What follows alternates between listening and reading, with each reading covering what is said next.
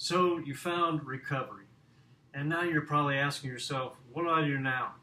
And what I mean by finding recovery, you've had some ability to have freedom from the addiction that you were afflicted by. And what I want to talk to you today about is what are we supposed to do now? We're going to be looking at Matthew chapter 5, verses 13 through 16 to see what Jesus told his disciples when he was preparing them for his departure. Jesus told them to be the salt of the earth and the light of the world. Now, what do you think he meant by that? Salt of the earth? Well, in those days, salt was considered very valuable. In fact, people used to be paid by salt. But salt was also a preservative. And Jesus is most likely referring to this aspect when he was telling them to preserve the qualities of the things that he had already taught them, so that when he was gone, they would uphold these qualities. Not only that, but that they were to continue to grow in learning more and more about God and the way God wants us to act in this world.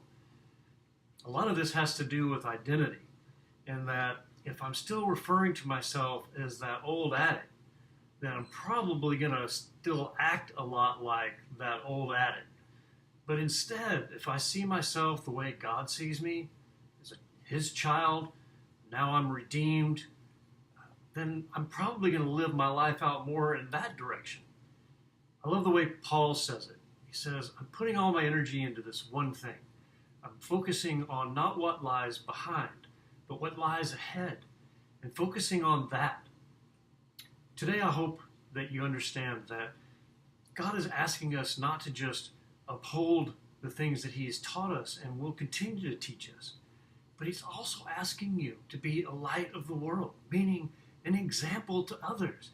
That means you get to tell people about what God's done in your life, and in hopes that other people will see that it could be for them too. And so God's saying, be a beacon to those, because you're still going to be out there in this world that isn't doing the things that God's asking them to do, and that you could be an example of that, a light in the darkness.